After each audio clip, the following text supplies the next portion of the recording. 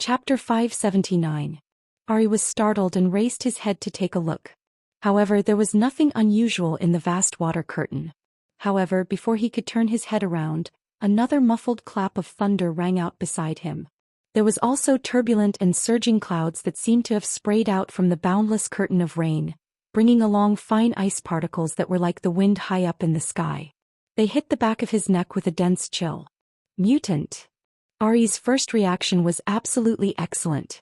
Although he was a spiritual type ability user, the psychic shield and confusion barrier he set up instantly formed a circle of hardness and toughness, as well as a shield that had the effect of interfering with bewitchment. The moment the cold air seeped in, his body had already split into 6 illusory shadows, shuttling in all directions. Unless it was a killing move at the level of a transcendent, it would be impossible to finish him off in one hit. However, the problem was that there was nothing else after the cold air, ice particles and vast clouds. Ari had been semi-invisible for almost a minute, and his soul power had been consumed a lot, but he did not find anything else. Around him, clouds and rain intertwined, blocking most of his vision. He could only see waves of turbulent clouds rushing past. Some brushed past him and some did not feel anything at all. Using his spiritual sense to judge, he was even more confused. He only felt that the inside was illusory and there was no fixed number. Moreover, through the clouds, the entire space seemed to be suddenly elongated and enlarged, and even shifted to a height of 10,000 meters. There was a blood-red light even further away. What the hell? Ari's finger was already pressing the communication and alarm function of the bracelet. Currently, he was under the surveillance of the security team at all times, and he could ask for help at any time if he encountered any danger. As for the so-called practice, how could he take it seriously when he was just imagining things? The security team also responded instantly, and it was the captain of the security team who personally spoke. "Old he, what's the situation? The environment here has changed." Ari was halfway through his words when a blurry shadow flashed in front of him. He could not see it clearly, but he felt that it was extremely familiar. He subconsciously straightened his body and looked up and saw the depths of the clouds again, the figure that seemed to be suspended in the air. This time he could not straighten his tongue. Old he. As the captain of the security team called out, Ari muttered, "Teacher?" As soon as his voice fell, the shadow over there disappeared in the rolling clouds. "Secretary General Gong has come out of seclusion?" The security captain was a little confused, but Ari couldn't care less. She leaped up and rushed toward the blurry figure.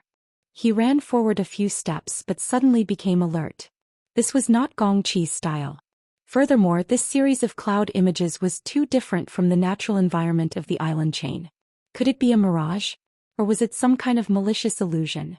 After a moment of hesitation, the surging clouds in the rain suddenly faded away, just like how they came. The strange scene of the sky being distorted and expanded 10,000 meters high also disappeared. Everything returned to normal. At this time, the security chief also sent a message. "The surveillance is in place. Your side is fine for now," Ari replied in annoyance. "What about before? It's harder to get the surveillance equipment on a rainy day. I only saw a wave of fog. It's also shown on the device. Does that mean it's not an illusion?" An illusion? The security chief didn't quite understand, but he also had a request for Ari. "Old he will be there soon. It's convenient for you now. Help take a look at the situation first. We'll definitely have to write a report later. None of us can escape." Ari cursed in her heart and hesitated for a few seconds. She really couldn't stand the security chief's words anymore. Finally, she reluctantly leaned forward and deliberately walked slower. Unfortunately, no matter how slow he walked, it was impossible for him to wait for the security team to arrive. Moreover, in the situation just now, all the sense of distance became very blurry. He walked 7 or 8 steps forward and suddenly his feet stopped. Ari's skin was a little cold and astringent, and her consciousness was a little sluggish.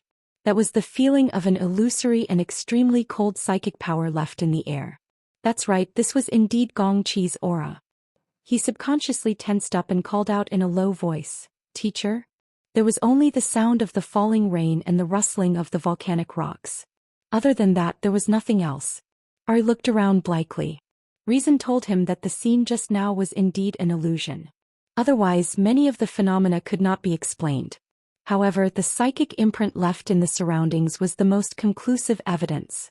The conflict between the two sides directly stirred up his brain into paste.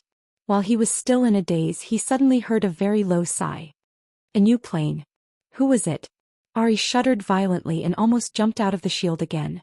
However, for some reason at the same time that the sigh sounded, all the strength in his body silently dissipated. His entire body froze there and he couldn't even move a toe. At this moment, Ari was so scared that he was about to pee. How could he not know that he must have bumped into the hands of some extraordinary? But who was it that could enter such an important place like the headquarters? Ari blinked and saw a blurry shadow behind the rain. It was different from the illusion just now. Although he couldn't see the figure's face clearly, he knew that it was a real person. And from the voice, he could hear that it was an adult woman.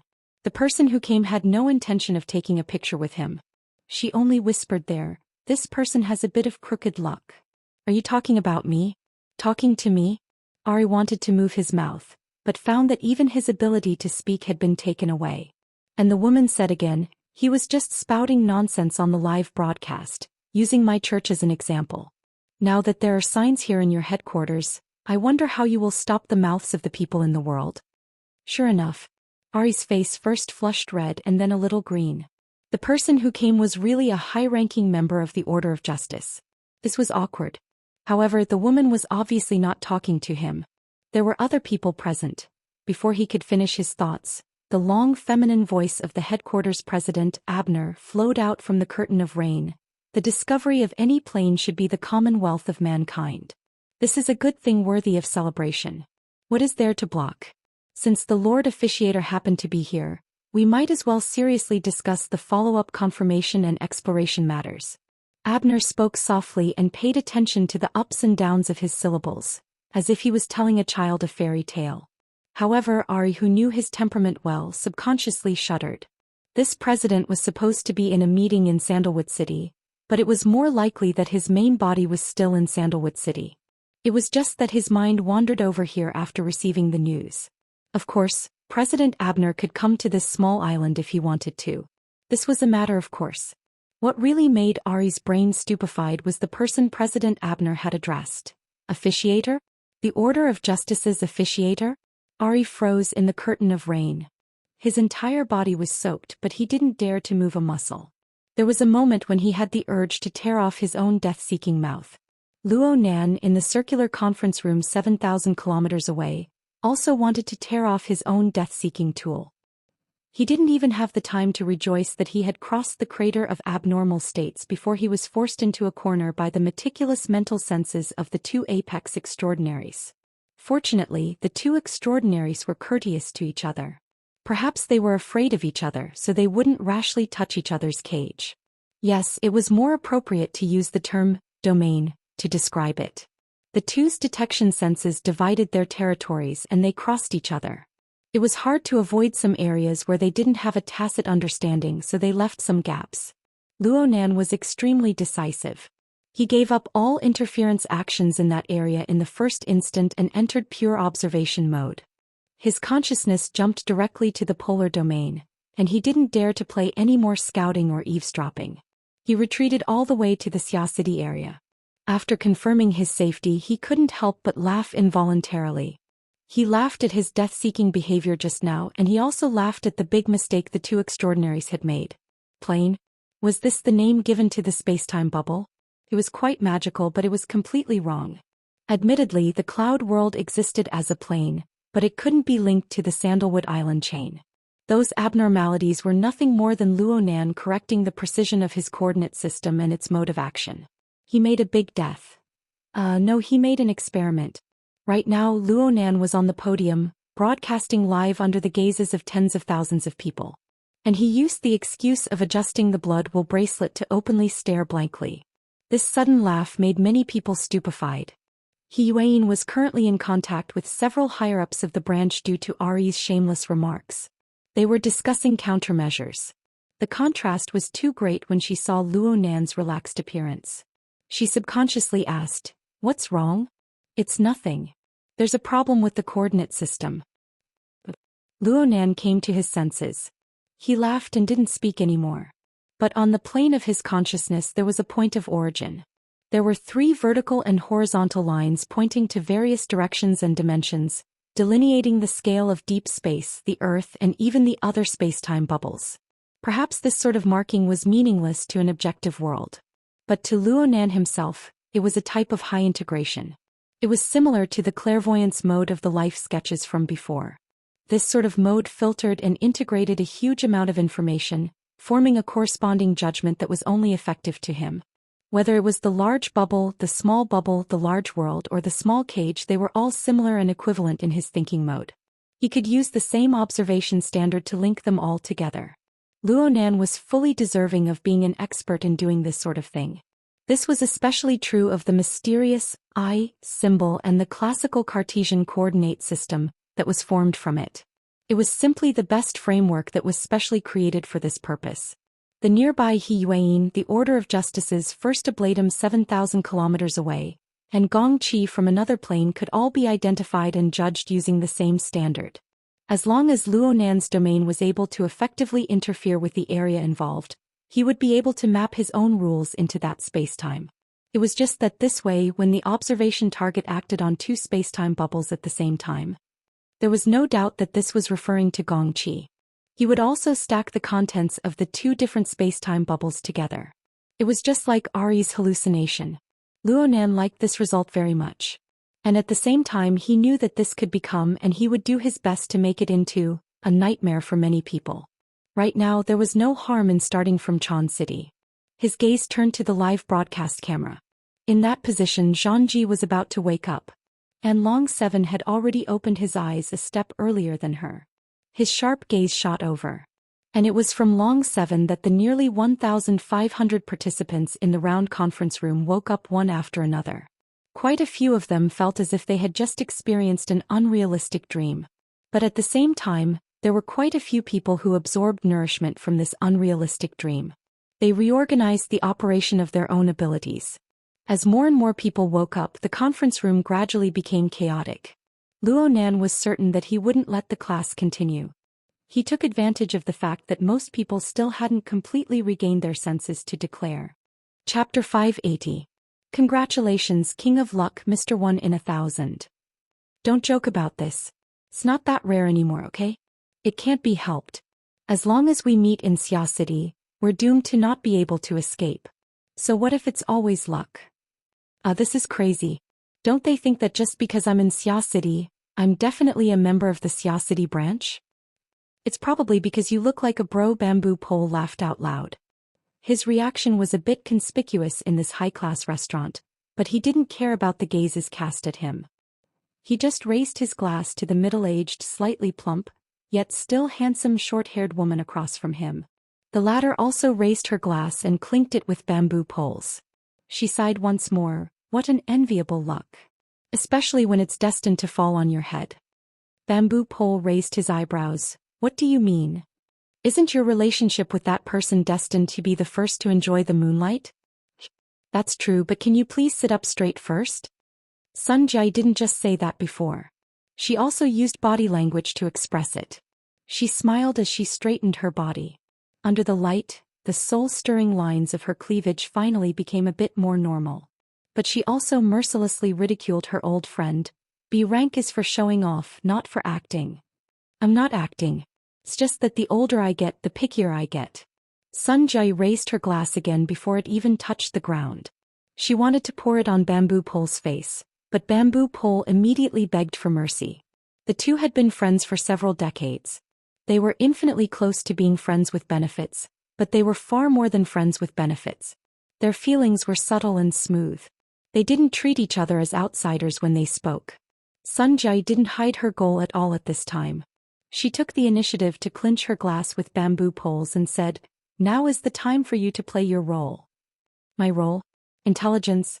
Your value lies in your relationship with Teacher Luo. Hey, this isn't slander. This is the truth. You are the first patient out of the 1447 people in the meeting to jump from C rank to B rank by some dog's hit luck.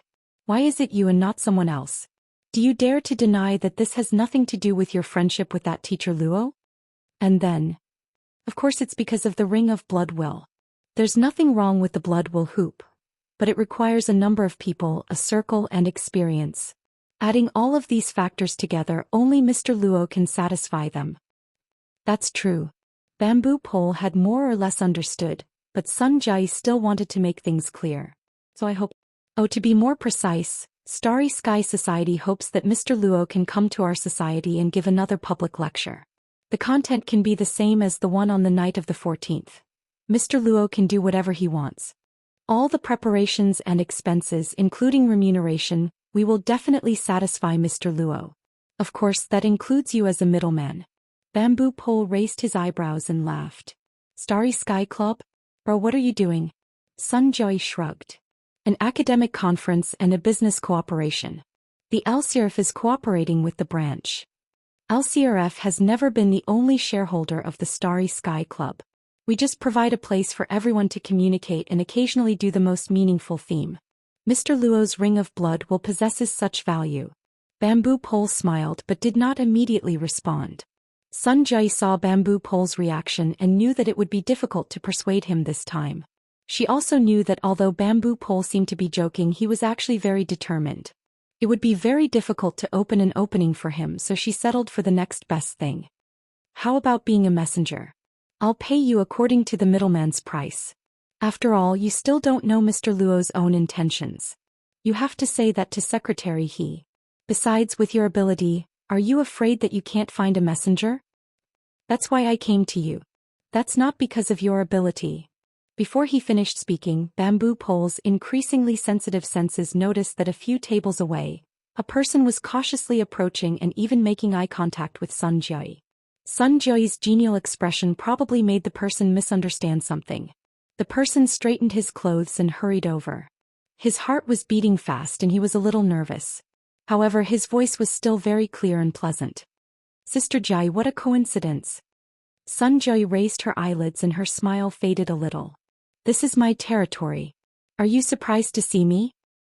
I'm the one who can't wait for more coincidences like this. Didn't I come here immediately? The person who came was a young man with handsome features. He was dressed in a decent casual suit, and the way he dressed his hands and feet were quite tasteful. What was more rare was that he knew how to speak. He held a bottle of expensive red wine in both hands and stood there in a very stylish manner. He was a celebrity that left a deep impression on people. In fact, he was indeed a celebrity. Bamboo Pole, who usually paid attention to beautiful celebrities and entertainment gossip, quickly recognized that this person was called Lon Lin. He was a popular idol in the past 2 years and he seemed to have a good image. Lon Lin smiled and took 2 more steps forward. She nodded politely at Bamboo Pole and then her eyes flew to Sun Jai's face. She bent down and moved her face closer to Sun Jai. She lowered her voice and said, Sister Jai, are you free tonight? Without waiting for him to finish, Sun Jai's faded smile bloomed again. The next moment she reached out and pinched Lon Lin's chin. After all, they were in front of people. Lon Lin's expression slightly stiffened. He instinctively wanted to turn his head. He wanted to avoid it, but he also wanted to see what his target was. He quickly suppressed his impulse and let Sun Jai do it. Sun Jai's grip wasn't too strong, but it wasn't too weak either. She pulled off half an inch from Lon Lin's neck as if she were treating an Alaskan Malamute. Lon Lin even narrowed his eyes and snorted. Sister Jai. It was an amazing reaction, so Sun Jai smiled quite happily. Unfortunately, in front of an ability user, the conflict in this reaction could not be hidden at all. Bamboo Pole didn't even blink. He didn't think it was strange. He already knew that this friend of his was a lustful person who liked to seek all kinds of stimulation. As a senior manager of the Starry Sky Club in Xia City, he was fully deserving of his position of power in Xia City. Finding a few celebrity dogs to have fun with was nothing. Of course, understanding was one thing and approval was another. In the past, because of her temperament and beauty, Bamboo Pole had wanted to pursue her. Later, after seeing her true colors, he could only be friends. Sun Jai openly flirted with her dog. Bamboo Pole minded his own business and tasted his wine. But at this time he noticed that a gaze was cast over from where Lon Lin had come from. The gaze was filled with surprise and anger. Bamboo Pole could sense it. Sun Jai was no exception. But she didn't care about that side. After testing the feel of his chin, she patted Lon Lin's left cheek. She used quite a bit of strength. Pia. The left side of Lan Lin's face turned red. Sun Jia's tone was quite intimate. Unaccountably solicitous. It's for that event, right? Lan Lin's smile became even more brilliant. He focused his gaze on Sun Jia, trying to show the moist and adorable feeling of a dog's eyes. If it were any other time, perhaps Sun Jia would chat a bit more with him. But right now there were more important things to do. She didn't want to waste time. You can't even complete the most basic task. Don't even think about being a guest. Just do your best service. Go. Don't let your imagination run wild. Lan Lin was a little anxious. But then he saw Sun Jia's sharp and cold eyes. He subconsciously shivered. He didn't dare to say a word. He bowed and retreated. And now Bamboo Pole was in a watching mode. He watched Lan Lin leave in a daze. Soon he got into a quarrel with a beautiful girl who came with him. That beautiful girl was probably broken by Lan Lin's dog mode. She was so angry that she cried and left the table. Oh, that beautiful girl seemed to be an artist too. What was her name again? Is it interesting? Sun Jia raised her glass. She was about to get down to business with Bamboo Pole. But seeing Bamboo Pole's interested look, she smiled and snapped her fingers at Lan Lin, who was wearing sunglasses and a mask to avoid the strange gazes of other people in the restaurant. Lan Lin didn't care about anything else. He quickly walked over. Sister Jiai? Sun Jia smiled at him. What's your girlfriend's name? She's not. Lan Lin wanted to deny it. But when he met Sun Jia's eyes he could only answer honestly. She's Clara. She's a member of BHD. We're in the same company. She's a good girl. I feel sorry for her. Chase her down and have a drink together. Don't make it too ugly. Lan Lin was a little confused. He couldn't guess what Sun Jia was thinking. But suddenly there was a turning point. No matter what, he had to seize it. He immediately responded and rushed over. Bamboo Pole curled his lips. You think you're an omnivore? Don't be ungrateful. I prepared it for you. Don't. I don't play this game. You think it's too light? We can go together. Get lost. Now Bamboo Pole wanted to pour wine in Sun Jia's face. Sun Jia didn't think much of it. She held the cup and lightly touched her chin. She smiled at him and said, You've reached a certain level of acting now. But since we're friends, can you tell me what kind of person Mr. Luo is? What do you want? We're in the service industry. We need to do some research. Get lost. Bamboo Pole made his attitude firm again. He didn't want to talk about this topic anymore. He turned his head to watch the real-life idol drama. At this time Lan Lin had already caught up with Clara when she rushed out of the restaurant. He reached out to grab her arm. But in the next second Clara, whose face had turned pale, was protected in someone's arms. Lan Lin, on the other hand, was kicked into the restaurant's glass door. Bamboo Pole saw who it was. Ouch. He looked at Sun Jia. Chapter 581. Luo Nan, who was outside the restaurant, was a bit baffled. Out of the blue, a beautiful girl with a pale face bumped into his embrace. Then a fully armed fellow with sunglasses and a mask caught up from behind. He didn't care about the group of people and extended his hand to pull. Then the hedonistic young master He Donglu, who was treating tonight, sent a flying kick. He sent the sunglasses masked man flying into the glass door. The sunglasses were slanted, revealing a large portion of his handsome and twisted face. He had a bit of an impression. With great difficulty, Luo Nan was able to match the handsome faces and identities of the man and woman. Clara. They were all from the same company as his sister. Clara in his embrace was a member of the BHD group. Though it was an 18th tier group, she was extremely good-looking. Another member of the group, Bai Yu, had contacted him twice recently. They had arranged to have a meal together. Their relationship could be considered decent from Luo Nan's perspective. As for the sunglasses masked man, he had an impression of him. Lan Lin, the so-called high-quality idol. But he still hadn't been captured? He was one of the female celebrity Ji Qiong's friends with benefits. It was reasonable to say that he was a high-risk person for the mutant infection. What the hell was the branch doing? Oh my. We're kindred spirits. Perhaps it was Luo Nan's misperception, but He Donglu's tone was a bit odd. However, this also proved that He Donglu finally recognized who this person was. The smile on his face changed a bit. He walked over with his hands clasped behind his back. He didn't wait for Lan Lin to crawl up and stomped him to the ground. I never thought that you would have a bit of dog's hit luck, kid. He Donglu had stomped Lan Lin in order to express his attitude in front of Luo Nan. But now it was inevitably mixed with personal resentment. He twisted his neck, feeling unwell from head to toe. He originally wanted to have a one-night stand with that female artist called Ji Qiong, but he never thought that she was actually a carrier of the mutant infection virus. He was tossed and turned by the military medical organizations several times in the following week. It was with great difficulty that he was able to pass the test. Now it seemed that the kid Lan Lin had escaped a calamity. This made him feel quite unhappy. He Donglu felt that it was natural for his family to stomp on others, but he was a bit too arrogant. Lan Lin was an idol that millions and millions of boys and girls chased after him. How could he endure such extraordinary humiliation? As an idol, Lan Lin's physical qualities were decent. He immediately arched his back and straightened his body, causing He Donglu to stagger.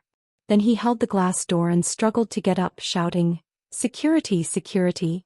Lan Lin's personal assistant, follower, and bodyguard discovered the problem at this time. They made a big fuss as they rushed over. Luo Nan and He Donglu had no lack of bodyguards by their side. As for the restaurant's security guards, it was impossible for them to ignore this situation. They immediately sent more people to control the situation. A group of people crowded the entrance of the restaurant. Luo Nan was very vexed by this sort of scene. If tonight's banquet didn't involve an important matter, he simply wanted to turn around and leave. Luo Nan let out another sigh. He lowered his head to look at the beautiful girl in his embrace, who was in a dazed state. "Hey Clara. Are you all right?" The second greeting finally brought Clara back to her senses from her absent-minded state. She quickly recognized Luo Nan. She also roughly recognized the current situation. She subconsciously struggled for a bit and came out from Luo Nan's embrace. "Thank you, Mr. Luo." The way Clara addressed him was far more distant than on the day they first met. She wasn't in a good state of mind, but she also had the modesty of a woman. She also wanted to save face. The more it was like this, the harder it was to say some words.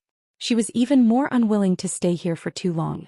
She didn't turn around to look at Lan Lin's condition. She bowed once more towards Luo Nan. "I'm sorry for disturbing you. I'll apologize to you later." Clara didn't even raise her head after speaking. She wanted to leave with quick steps. Just as she passed by Luo Nan grabbed her by the arm and pulled her to a stop. "Wait a moment. Don't go yet." This action was more or less the same as Lan Lin's. Clara's heart tightened and she looked back in shock. The entrance to the restaurant was crowded with people. Naturally, He Donglu wouldn't put himself in danger. He had long since retreated back. He was originally mulling over how to deal with that pretty boy Lan Lin, but when he saw Luo Nan's actions he couldn't help but join in the fun. He immediately laughed. "Look at the trouble in front of you. You want to leave with just a word of thanks? How could it be that easy? This fellow wouldn't be able to sleep if he didn't take liberties with the beautiful girl." It wasn't even a matter of taking liberties. At least Luo Nan remembered that He Donglu was quite interested in Clara during the last rehearsal. So Luo Nan gave him a cold glance. He Donglu immediately responded with a smiling face, appearing to be quite good-tempered. But at this time, whether it was Clara who was close by or Lan Lin who was separated by the crowd, they both recognized this extremely famous crown prince bro in their circle. With Luo Nan's keen senses, he was already aware of Clara's instantly stiffening body and her highly taut mental state. This made her even more terrified and flustered than when Lan Lin had caught up. It was very clear that the young girl's thoughts were crooked. As for Lan Lin, when he saw He Donglu's face clearly, his chest, which was about to explode from being squeezed by a ruthless aura, was like a punctured balloon. In a short amount of time he became a piece of soft skin. The ground beneath his feet became even softer. He shrunk down the moment he touched the glass door. In his mind he just wanted to be a dog. He borrowed the crowd of people in front of him to tuck his tail between his legs and hide in a crack in the ground. Oh, Lan Lin subconsciously shot a glance at the restaurant when he thought of a dog, but he didn't see the woman who had driven him here. This sucked away the last bit of strength he had. It was as if his brain had been scrubbed clean. Large expanses of blankness. Oh my, did I say something wrong? He Donglu really liked this sort of boss, who became the focus and source of everyone's fear. No, he didn't need to act. If he didn't rein in the rope, then this bro would be a devil incarnate. It wouldn't be a pity if he was stabbed to death by a hero. Luonan didn't want to stab him to death for now, but he really wanted to give him a kick. This was clearly a very serious matter, yet this silk pants had bumped into a fork in the road. Actually, Luonan's thoughts were very simple. He had seriously sized up Lan Lin before, confirming that this person hadn't been infected by the mutant virus. But the homework he had done some time ago showed that there was a difference between an infected person and a carrier. Lan Lin, who was a public figure, was a natural spreader who couldn't control his pants. He was truly a very troublesome source of danger. Though Luonan didn't care about the mutant virus infection anymore, Clara was still a friend he had interacted with before. Expanding layer by layer, there was also the BHD group Haijing and even the circle of relatives and friends like Emoya. Looking at the relationship between Clara and Lan Lin, they should be quite close. If by any chance she was infected, then the problem would be very serious. For the sake of caution, Luonan had to do an examination. He couldn't let her leave no matter what. Right when he was having a headache about how to convince the fearful Clara to accept the examination, someone walked over with a smile. She held Clara's other arm. "Barbie, don't listen to their inappropriate words." Clara, who was in a state of panic, turned her head when she heard someone call her by her nickname. She saw a woman wearing sunglasses, dressed in a low-key and elegant manner. This face was even more familiar, even though it lacked the powerful aura that she usually had. Sister Weiwei. The person who had come was actually the first-rate female artist of the company. She was a strong competitor for the future #1 sister, Shi Wei. Only now did Clara recall that Shi Wei was He Dongluo's lover. It wasn't unexpected for them to appear here together. Clara looked at the beautiful and familiar face before her eyes. Even though they weren't normally close, Clara still felt a bit emotional. The rims of her eyes immediately turned red. The current Shi Wei wasn't as aloof and cold as she normally was. Instead, she displayed the bearing of the #1 sister of the company. "Barbie, you should be happy that you kicked a trash man ahead of time. Okay, if you keep shedding tears, I can't help but question your level of image management." "I'm sorry." The stricter seniority relationships in the company as well as the clearer hierarchy made Clara's heartstrings subconsciously taut. Actually, her heart was still filled with bewilderment and fear right now. Shi Wei's appearance didn't lower the intensity of her fear. Instead, it increased it. After all, this wasn't a group occasion in the company. She even hid it from her manager, Haijing, in order to go on a date with Lan Lin. It would be great if things really developed like a romantic story. But she was truly alone and helpless in this current situation. It was also at this time that all sorts of facts and rumors within the industry were like demonic winds blowing from all sides. They seeped into every gap in her thoughts. At this very moment, let alone Shi Wei, even if the company's supervisors and directors were here, it would be hard for Clara to think in an optimistic direction. Shi Wei's unprecedentedly gentle tone still lingered by her ears, but it seeped into the bottom of her heart with a dense chill. "This is the suburbs. You're in a daze right now. No one will feel at ease if you go home by yourself. How about?" Shi Wei originally wanted to drag Clara along to the banquet. Seeing Luonan's reaction, Shi Wei had a good impression of this little girl. But when she spoke to this point, she felt that she couldn't overstep her boundaries. She couldn't help but be stuck for a moment. Then someone followed up her words. "How about we first get a room to rest for a bit and tidy things up? We can wait for Mr. Luo to finish his discussion and come out. Then we can go back together." Someone pushed open the restaurant's outer door as they spoke. Warm steam came out along with a fragrant wind, blowing away the crowd of people outside. Luonan saw that the speaker was a middle-aged woman with a unique temperament. She had short hair similar to a boy's, and she wore a low-cut suit geared towards women. She was a bit unfamiliar. But the person walking shoulder to shoulder with her couldn't be any more familiar. Brother Bamboo Pole. Bamboo Pole beamed as he waved his hand in greeting. "You're free today.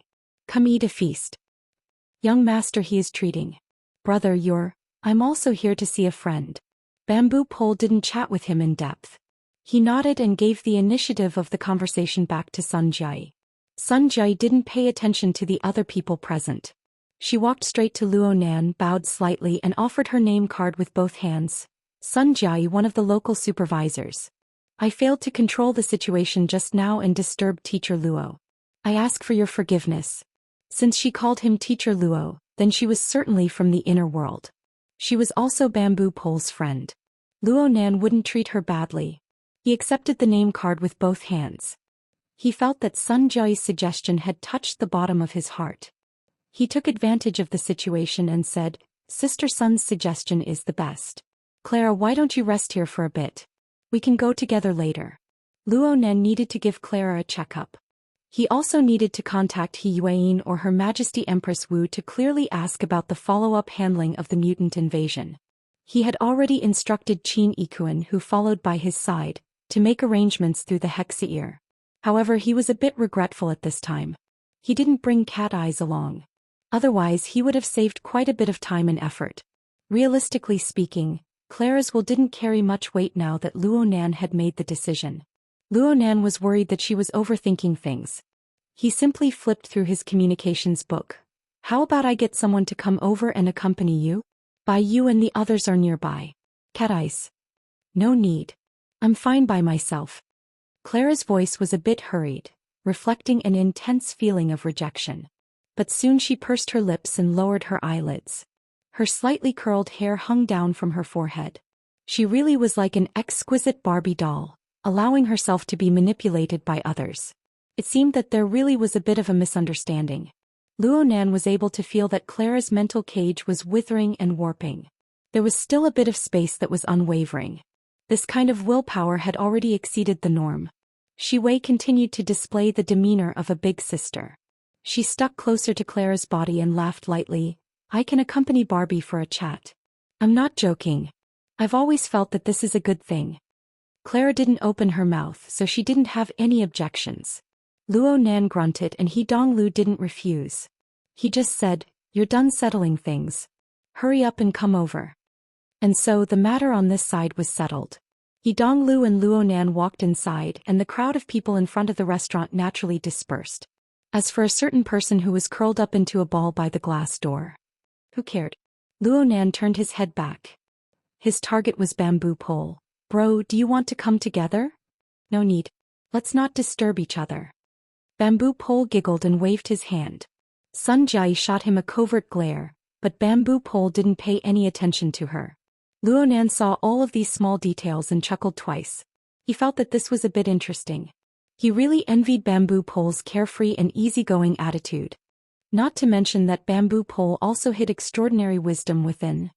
Whether it was the depth and breadth of knowledge when Bamboo Pole taught him, or the penetrating and incisive theses of the order, or the fact that Bamboo Pole was the first to break through the barrier of nearly 1,500 participants and enter B rank.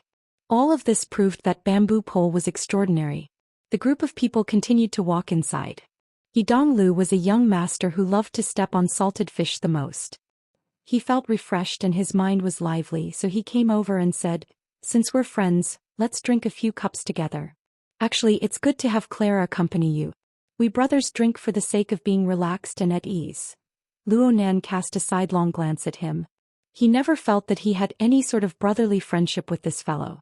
They walked a few more steps as they spoke, and 4 diners suddenly stood up at a table at the edge of the aisle. They greeted from afar, Teacher Luo. He Dongluo's words were interrupted. He was stupefied for a moment. Luo Nan blinked his eyes and responded, hello. Luo Nan thought that perhaps they were people who had participated in the training course on the 14th. As for the specifics, how could he remember so many people when there were 1,500 of them? Luo Nan didn't pay attention to this sort of thing. He passed by the table of people. But a mere half a second later, a figure stood up diagonally in front of him. It was originally a single person, but the momentum caused the people at the table to be unable to resist. They subconsciously stood up as well. Teacher Luo. It was still an unfamiliar face. He was 40 or 50 years old, but he was the same as the people at the table in front of him. All of them had respectful expressions on their faces. The confused expressions of the other people at the table were all the more distinct. Luo Nan could only respond, No need to be polite. You guys eat. Chapter 582. This was a high-class restaurant located on the outskirts of Xia City. It was located in a holiday villa under the banner of the Starry Sky Club. The daily flow of people wasn't large, but it was an important place for the ability users of the inner world and the resource users of the secular society to interact with each other. As time went by, It became one of the high-class circles of Xia City. It must be said that this was a relatively specialized place. However, once the pretentiousness was established, some idiots who didn't understand anything flocked to this place like a flock of ducks. They sharpened their brains to get in.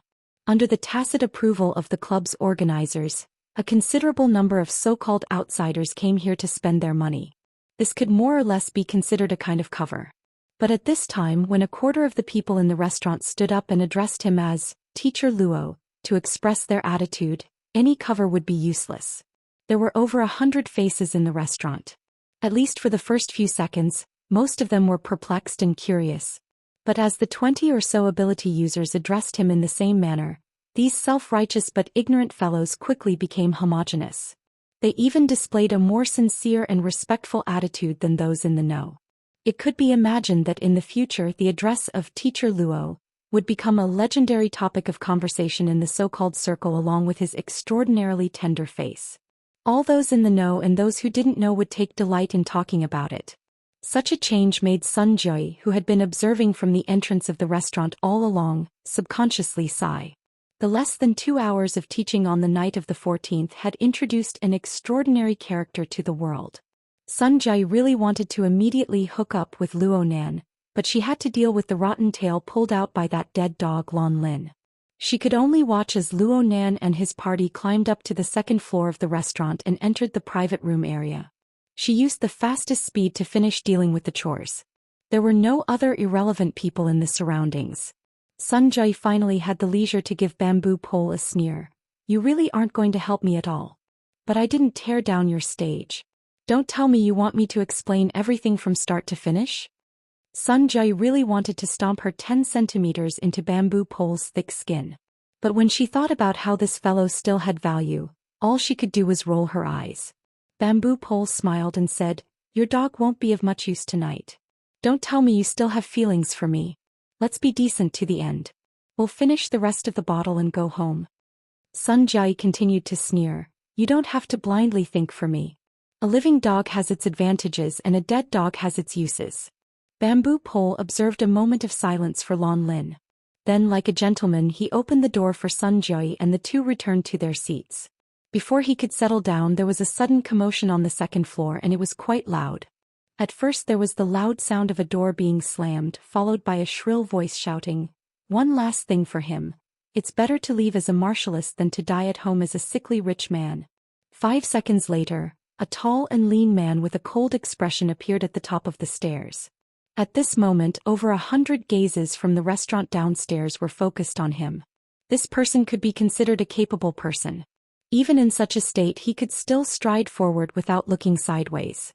Soon he was out of the restaurant and disappeared into the night. There were over 100 people on the first floor. Some recognized this person and some didn't. Bamboo Pole and Sun Jui belonged to the former category. Duan Hong, the head of the Thunder Falcon Dojo. He was one of the most famous people in Xia City in recent days. Today is the 19th, right? There are only 3 days left until the winter solstice. Sun Jui raised her wine glass. Half of her face was covered by the luster of the blood-red liquid. Only the corner of her lips curled up slightly. It's quite hard to hold that face in. I can hear the sound of his heart venting even from here.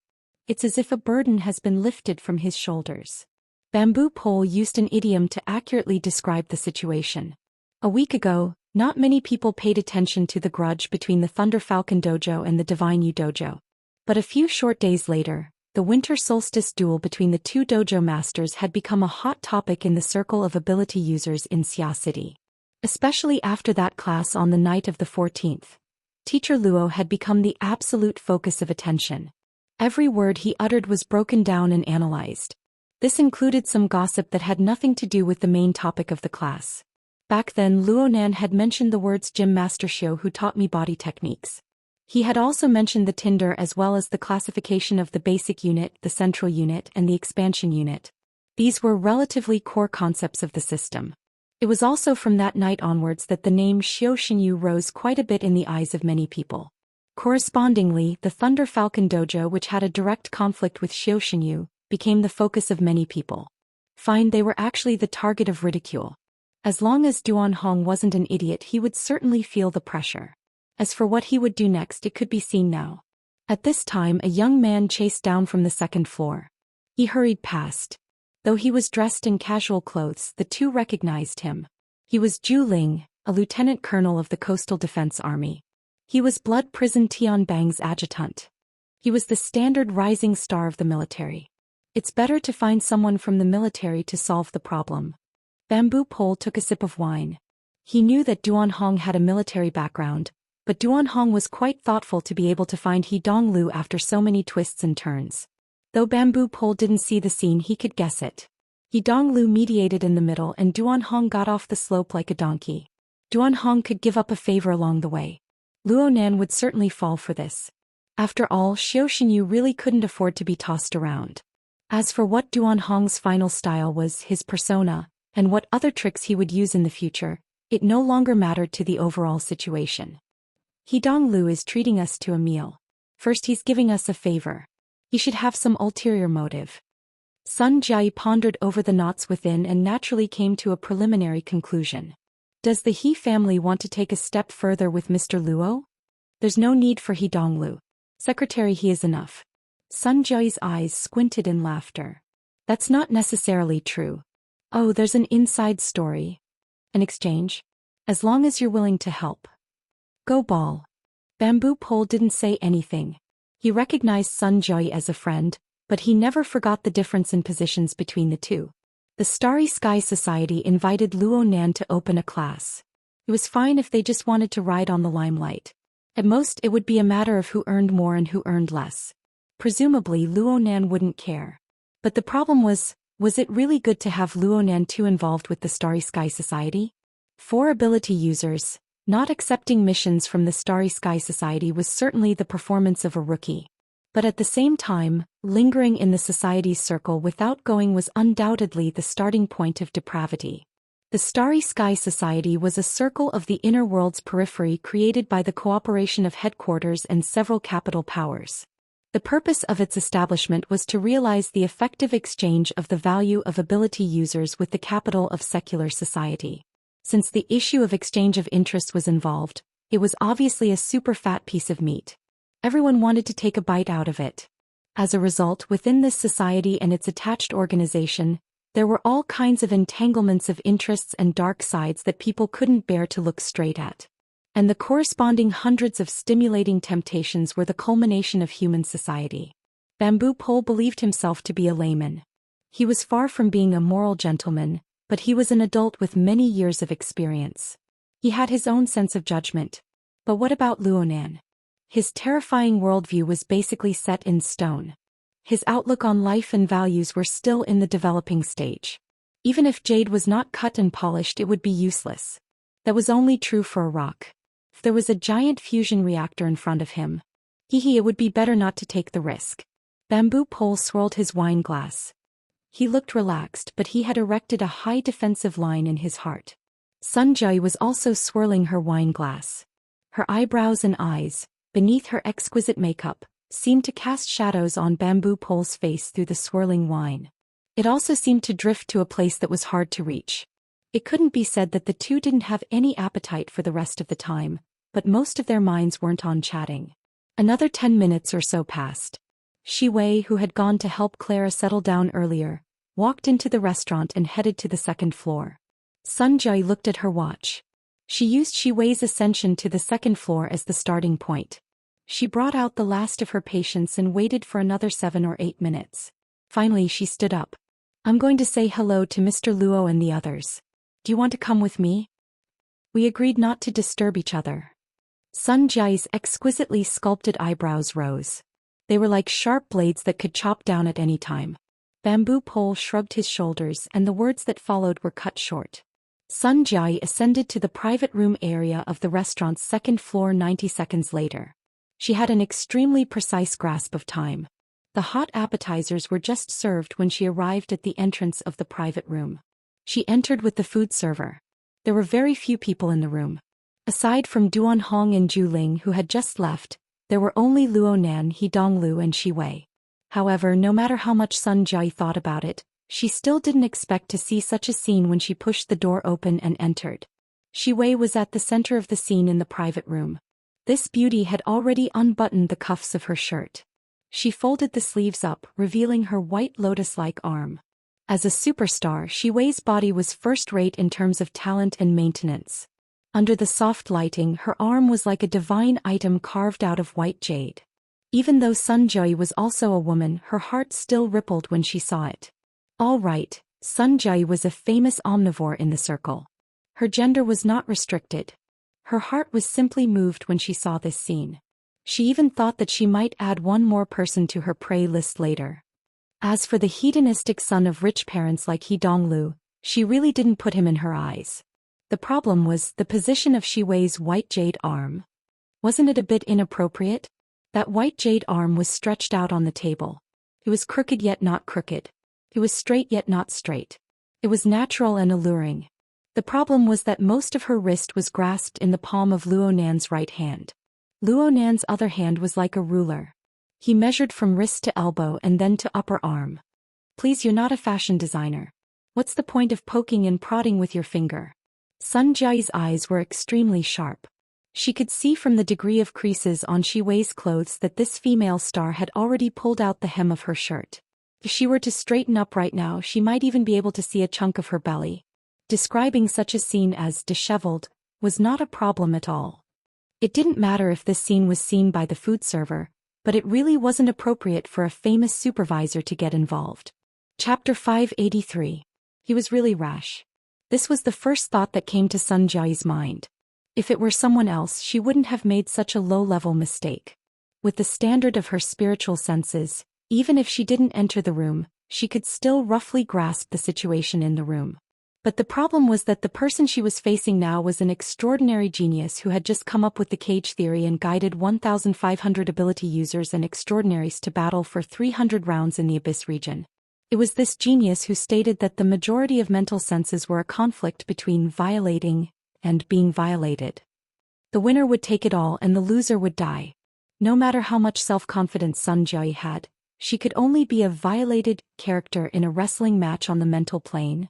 That was if Luo Nan was interested in her. Sun Jiayi had never thought of investigating the situation inside the private room. Otherwise she would only be asking to be humiliated. But Luo Nan, who always had a good reputation, actually did this sort of action. It was really unexpected. Fortunately, Sun Jiayi had been on the battlefield for a long time and had the ability to deal with it. Her expression didn't change at all. It was as if she was watching a very normal scene. She continued to speak according to the predetermined sentence. Mr. Luo, young master He, are the dishes today to your liking? He Donglu more or less knew a bit about Sun Jiayi's background. He chuckled and said, not bad, not bad. Especially the appetizer at the front. It's quite creative. Sun Jiayi's spiritual senses were useless, but the method of observing people that she had trained for many years was still effective. She could roughly judge the current mental state of the three people in the private room. The one who didn't care the most was He Donglu. The one who didn't need to pay attention to the most was Shi Wei. As for the most important one, well, he felt that it was a bit more complicated. Awkwardness was not awkwardness and calmness was not calmness either. It was more obvious that he was at a loss, as if he did not know how to face it. In the end he returned to a kind of almost wooden indifference. Such a strange reaction made Sun Jiayi mark it in her heart. She wanted to test it again, but the conditions didn't allow it. Luo Nan wasn't someone who was good at conversing. Communicating with He Donglu was meaningless. Sun Jiayi could only exchange a few more polite words before withdrawing. From start to finish she was gone for around a minute. When he returned to Bamboo Pole's side, Bamboo Pole asked with interest, "How's the progress?" Sun Jiayi replied casually, "Take your time." Bamboo Pole laughed. "Fine. You've entered the door. Go ahead and have your wicked thoughts. I won't accompany you anymore. I'll go back and work hard." Sun Jiayi responded, but when Bamboo Pole got up she suddenly asked, "Does this Mr. Luo of yours have any special preferences? Do you think I'll tell you?" Sun Jiayi pursed her lips and thought for a moment. She nodded but soon shook her head. "You're not telling me.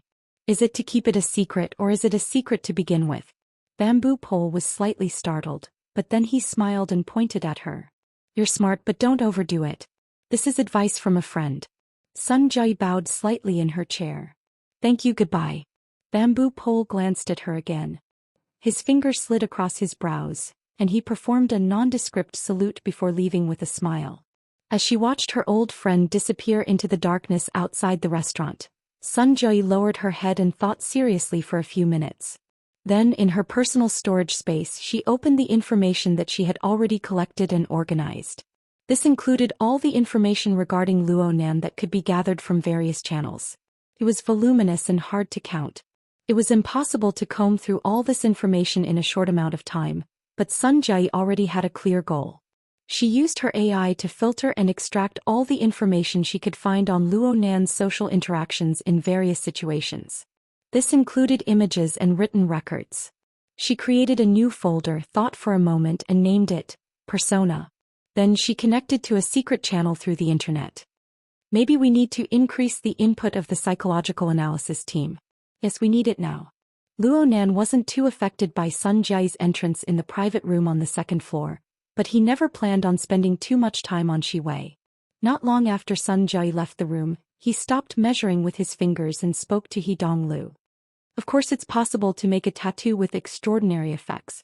But from the looks of it, the organizers aren't going to be as straightforward as cutting needles on the female's body. He Donglu raised his eyebrows when he heard this. Of course, it was his request to have Shi Wei undress.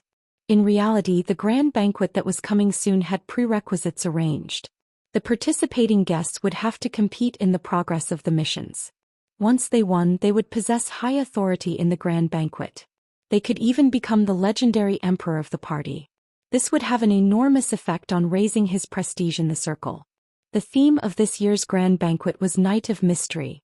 It was clear that the mystic arts would dominate. It was said that it involved a bit of black magic and the like. The prerequisites for the male guests were uniformly interesting tattoos. They had to be completed on the bodies of their female companions and prey. Victory was determined by quantity.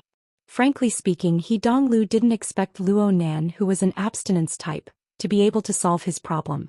He just used it as a gesture of intimacy, but he never expected Luo Nan to take it seriously. Perhaps Luo Nan felt that He Donglu had given up a favor to resolve the problem of the Winter Solstice Challenge in order to send King of Symmetry?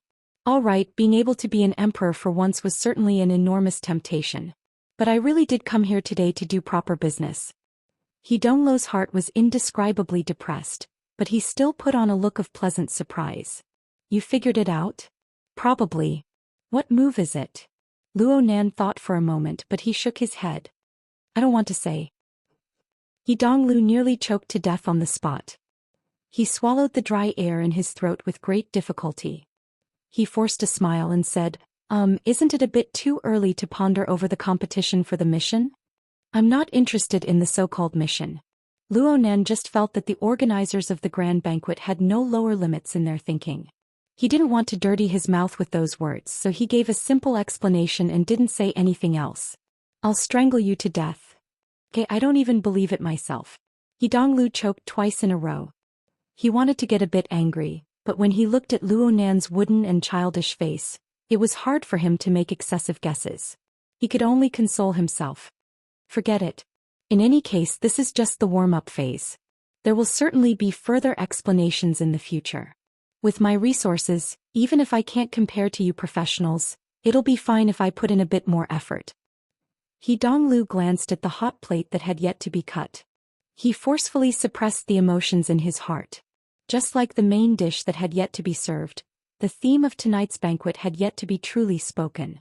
If he were to lose his young master's temper at this time, he would be whipped to death by his old man later. Originally, he wanted to wait until they tasted the main dish before entering the topic, but now he had to do it ahead of time. He Donglu grinned and warmed up his facial muscles.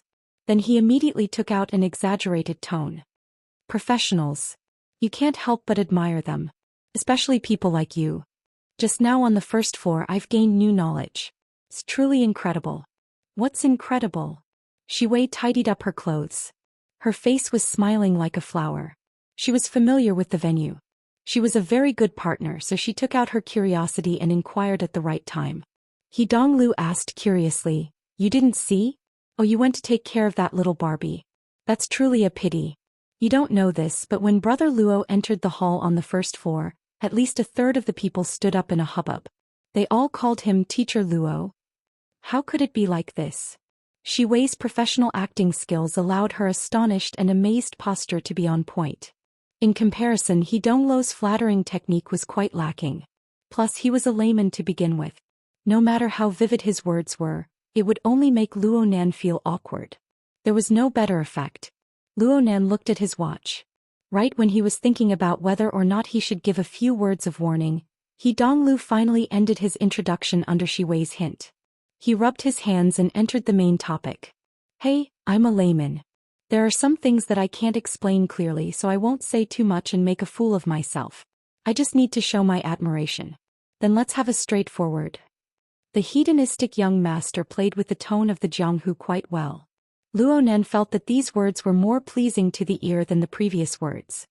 He nodded and said, just say it. It's like this. I've heard news these past few days. It's about the demonstration equipment related to classroom number 14. Demonstration equipment? Luo Nan was stunned. He really didn't understand.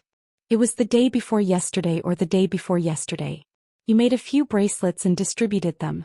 You said you were experimenting with the dynamo core. A certain person's mouth was full of layman's words, but Luo Nan understood the meaning. For the sake of He Yuan's face, Luo Nan simply corrected him. That's not a demonstration equipment. It's not a dynamo core either. It's just a test product that simulates the effects of the dynamo core. It's similar to an integrated chip. It's a tool that coordinates the operation of the blood intent ring. He Donglu actually didn't understand, but he seized the opportunity to slap his thigh. Oh right. It's this. It coordinates the blood intent ring. Speaking of which, brother, do you have any plans to mass-produce this toy? Luo Nan went, oh. He repeated the positioning from before. This is just a test product. If there's a market, then it's called a product.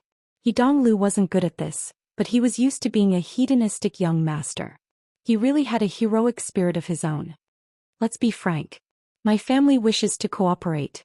Brother, you just need to nod your head and we'll immediately sign the contract. If there's anything you're dissatisfied with, I'll pull my old man over to talk. Luo Nan responded unhurriedly. I'm still researching the details. I've been making progress all this time. I've already explained the specifics to Sister Yuan. Cough. Don't you find my sister's personality troublesome? Luo Nan shot a glance over and He Donglu immediately put on a wide smile. I'm saying that her status in the military and the society are already quite subtle. Adding us to the mix, it won't be easy to coordinate. Plus, with her personality, she always has to be within the framework. Isn't it good to be within the framework? He Donglu nearly couldn't continue. Luckily, he remembered that this aspect was discussed in the rehearsal. He said, efficiency. It depends on efficiency, especially when it comes to your research. It's like the difference between a public laboratory and a private laboratory. If you share a piece of equipment with someone, you have to arrange the time and take turns. Isn't that inconvenient? Plus, the branch's resources are within the framework of headquarters. The two sides don't have a good relationship right now. It's hard to avoid restraining each other. It's hard to guarantee the privacy of some projects. But if you have a private laboratory. Chapter 584. The jeep crushed through the night, speeding along the high-speed magnetic rails on the outskirts of Xia City. Clara was silent the entire way. She was also in a daze the entire way. She only came back to her senses a bit when she saw that they were about to meet the splendid lights of the city. This was due to Bai Yu's message reminding her. Where are we? Don't turn around. It's freezing me to death. Bai Yu's message was followed by an emoticon of teeth chattering and shivering inside an ice cube. Clara couldn't help pursing her lips into a smile. She looked at the night outside and used the virtual keyboard to reply, We've already entered the rooftop area. The virtual keyboard's luminous effect flickered in the back seat. The little girl always loved to design a few gorgeous colors. She usually felt that they were quite gorgeous, but when she saw the slender figure and the calm and serious face of her peer under the gaudy colorful lights, Clara suddenly felt that the spacious back seat of the car had become cramped. The complicated emotions she had suppressed with great difficulty in the previous half-hour were like the flickering lights in the car. They were completely exposed before the eyes of others. At least that was what Clara believed herself to be. She subconsciously held her breath and turned off the keyboard. She wanted to return to her previous state of silence. The person next to her seemed to turn his head to glance at her. It also seemed that he didn't, but Clara felt her entire body become sensitive. Her slightly curled long hair touched the exposed nape of her neck. It was clearly a bit damp. The 20-minute car ride had yet to dry the humidity of the villa's hot spring. It was just like the weeds in her mind. Back then, Wei had intentionally or unintentionally hinted that her own fantasies, including her preparations to abandon herself to despair, appeared absurd and lowly in front of the magnanimous actions of her peer, whom she had only interacted with for half a day. Clara still didn't know, or perhaps she didn't want to know, whether or not Luo Nan understood her preparations. She could only hang her head like a quail. She allowed her fantasies and illusions to weave into a net in the darkness, tightly binding her head and chest. She found it hard to breathe.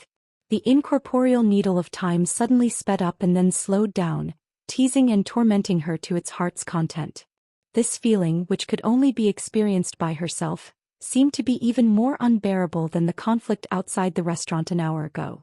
Until the jeep reached its destination. "That's by you." Luo Nan finally opened his mouth. The jeep cut into the city road as he spoke, slowly stopping by the side of the road.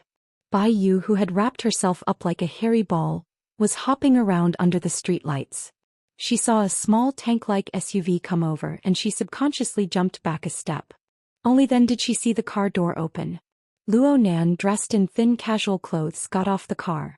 Clara came down from the other side and circled around the back of the car. Bai Yu immediately pounced over and hugged Clara as she called her idiot over 10 times. Clara originally thought she had overcome the most difficult hurdle, but as soon as she heard Bai Yu's words, the emotions hidden in the corner of her heart broke through the dam. She hugged Bai Yu and started crying again.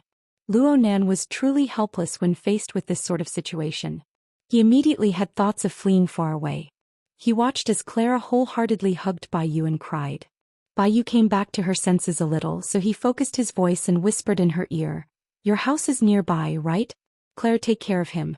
Call me if anything happens." Bai Yu was dressed like a hairy ball and she still had to hold Clara, who was crying so hard that her body went soft. She swayed back and forth, struggling quite a bit. She couldn't help but open her eyes wide when she saw Luo Nan actually shake his hand and leave. But she was unable to criticize him, so she could only pout. "My house is right behind me. Don't you want to go sit? I have an appointment with someone. I'll be leaving first." Luo Nan didn't have the leisure to watch the two girls hug each other and cry bitterly. Plus, he wasn't lying. His daily schedule was packed to the brim. He really did have to meet with an important person in a bit. He turned around to leave, but he saw Bai Yu being hugged by Clara. Bai Yu looked like she couldn't even move a single step. He thought for a bit and finally decided to do something good to the end. "Get in the car. I'll take you guys to your house." "Clara, you're going to sleep at your kid's house today, right?" Bai Yu let out a puff of white steam. "Oh my, I nearly thought I was going to dribble the ball and run." The young girl had no filter on her mouth, and her analogy was gravely wrong. This actually caused Clara to be unable to continue crying for a time. Luo Nan was helpless.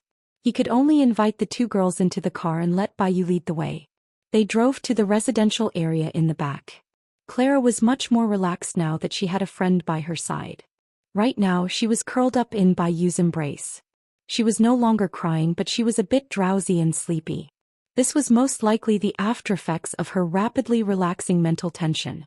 Clara was between Luo Nan and Bai Yu, so it wasn't convenient for them to talk. But after thinking for a bit, he took advantage of Clara curling up to indicate Bai Yu to come closer. He reminded her in a low voice, "She's quite lucky. She didn't suffer a huge loss. Just remember this. Also, I didn't tell Brother Haijing about today's matter. Don't be happy too early." Luo Nan felt stifled when he saw Bai Yu's relieved appearance. This girl didn't know how many people were tormented by this matter tonight. He coughed lightly. "You guys need to pay attention. Xia City hasn't been peaceful lately. Seems like some sort of virus is spreading. My sister is also in this circle of yours.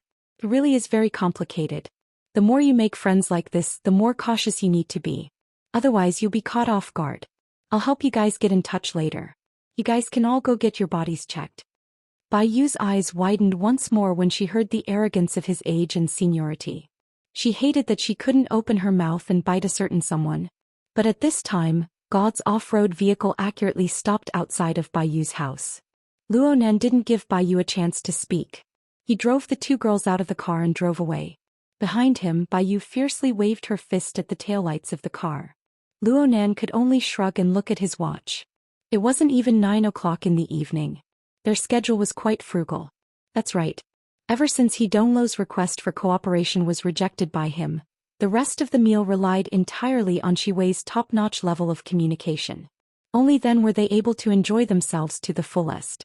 The duration of this meal wouldn't be too long. It ended around 7:30 p.m.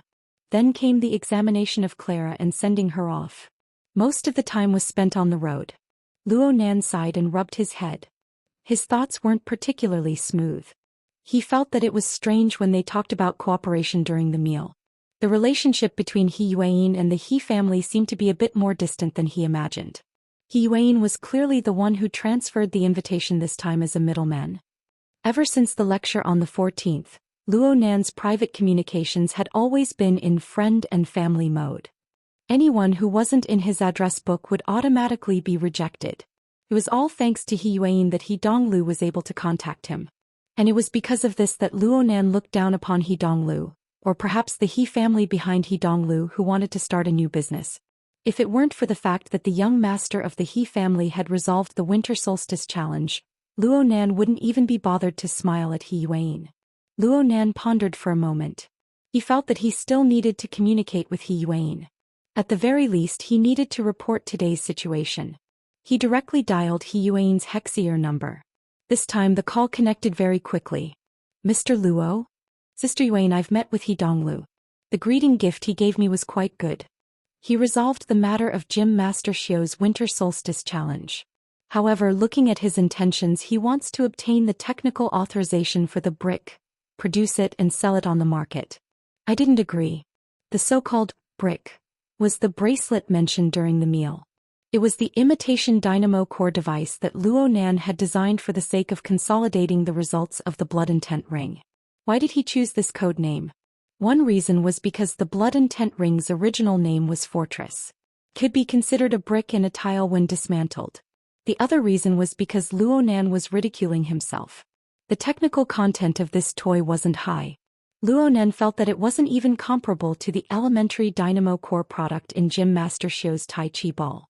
It was barely at the level of the integrated chip that imitated the functions of the dynamo core in the burner simulator system of Frost River Reality. It had a weak structure, a single function, a low-quality product rate and a high failure rate. The frame of the Blood Intent Ring was still floating in the abyssal region. It did have a bit of a guiding effect. Otherwise it would have been too heavy to use as a toy. From Luonan's perspective, this brick was the most standard of failed products. It had the backing of the virtual brain system. It had a detailed user manual as a foundation. He had copied and copied, but the first product he created was actually this toy. He himself was ashamed to the point of being flustered, let alone others. So when He Donglu brought up the matter of cooperation with this thing, Luonan felt that it was a slap in the face from his perspective. Even if He Yuan wasn't there to separate them, he would still pass it in the first instant. He Yuan did not inquire about the reason or the details regarding Luonan's decision. This was her special quality that made people feel comfortable. She absolutely wouldn't waste her breath on things that had already happened. She just used the most practical angle to cut in and seek a more appropriate solution. Donglu is just expressing his attitude. There's no harm in refusing. It won't affect the He family's overall attitude. I remember Mr. saying that you wish to further perfect the design of the brick. If the current research and development conditions provided by the branch are able to satisfy your needs, then there's no need to be in a hurry to deliver the results. We can avoid being distracted. Luonan felt that He Yuan had spoken to the bottom of his heart. With 2 hours of dinner time tonight he could do anything. Of course he could cut off the Winter Solstice Challenge. This bit of price was worth it. Luonan naturally had to express his gratitude. In any case, I will certainly be indebted to you for helping me resolve Gym Master Xiu's troubles. I've spoken to He Donglu. Sister Yuan, you might as well help me pass on the message. Luonan's words actually contain the meaning of, I only recognize you from the He family. It could be considered a small gesture of support. But He Wayne just replied, Donglu only needs to say it once. Besides, this is what the He family should do. Luonan didn't understand these words. Then He Wayne changed the topic. Mr. Luo, I've already sent over the latest information regarding the investigation of the mutant infection. It mentions that although Lon Lin is a carrier of the virus, the relevant departments have already made him harmless after the incident at the municipal plaza on the 17th of last month. We can basically eliminate the possibility of him becoming a source of transmission again. Chapter 585. It was already 9:45 p.m. by the time Luonan walked into the house. The clear sound of the zither passed through the door and entered his ears before he even entered the door. The subtle sound of him opening the door was also completely drowned out by the bright and lively sound of the strings being plucked. It was to the extent that in the living room, besides Ruiwen, who was sitting in a standard posture on the piano stool facing the door, no one else noticed his arrival. The family concert? Even though Luonan's mood couldn't be considered all that great, he still relaxed a bit. He quietly changed his shoes in the entrance hall and walked into the warm living room. Right now the entire family was gathered around the sofa in the living room, aside from Luonan who had just returned.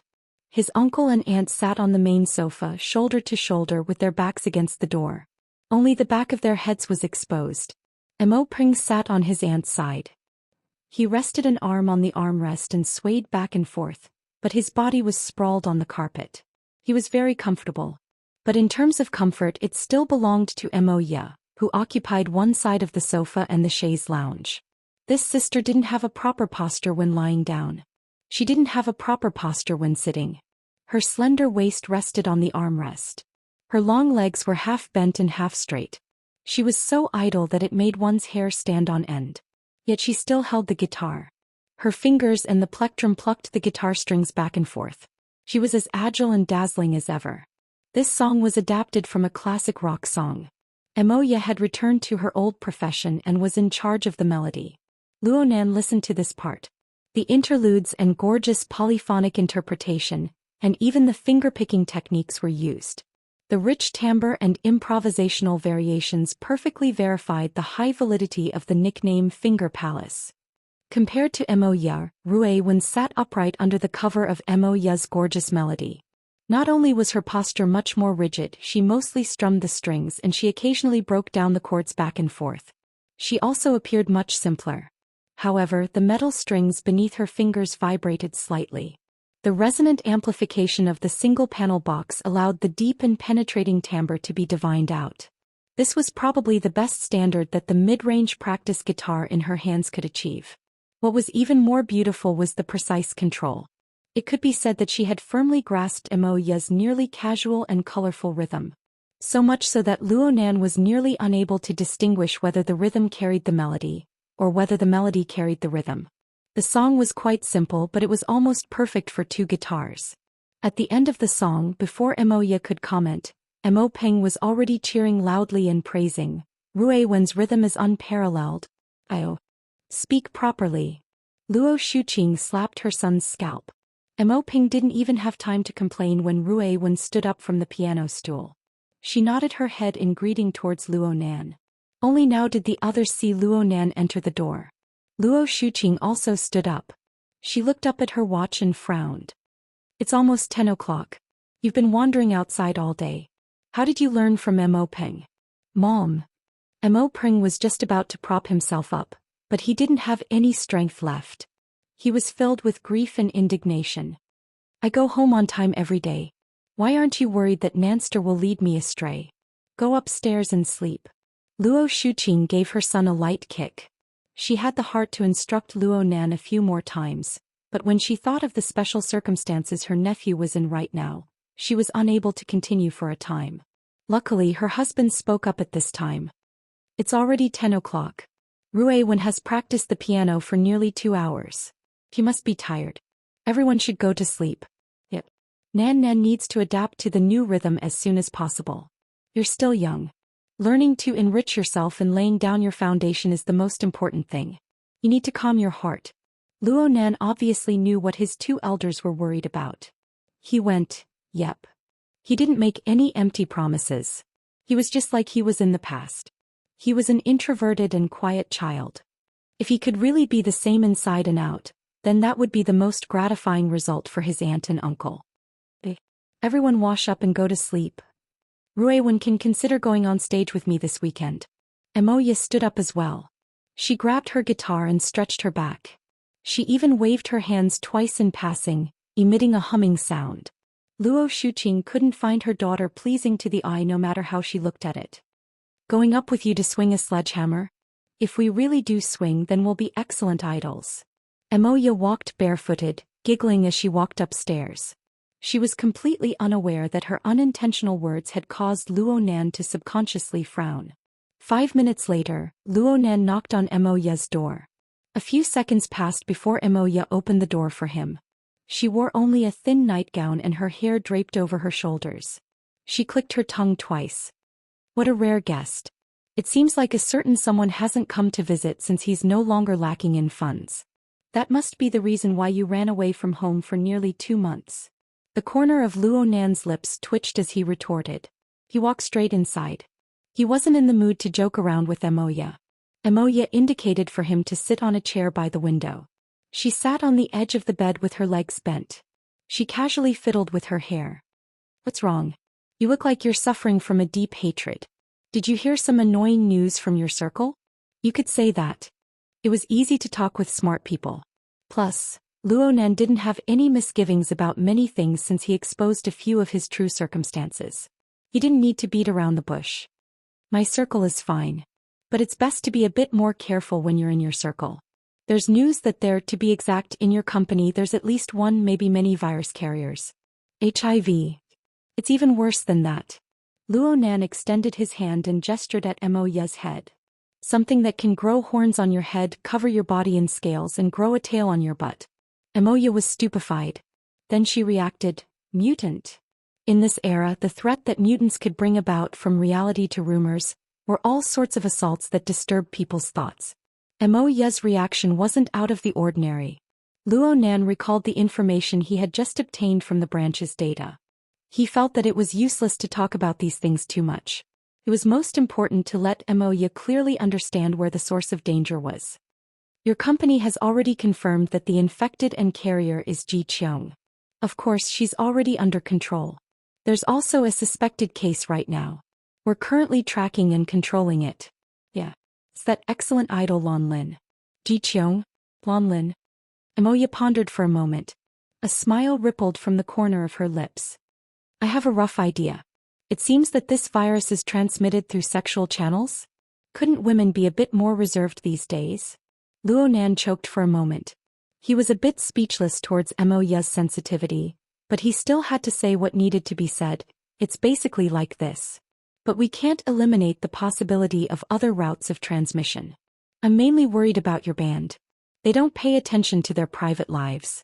According to our intelligence, Electro-Harpies has been quite active recently. You're too close to them. You must be careful. It's best if you rest for a while. Tisde. Your circle is quite professional when it comes to intelligence. It doesn't seem like you're messing around. You guys are the ones who are messing around. I don't deny it. Emoya spoke casually. She naturally straightened her toes and did a sideways stretch. It was quite normal, but her current attire and posture made the corners of Luo Nan's eyes twitch. Hey, I'm being serious. I'm being very serious too. You want me to be careful and keep my distance.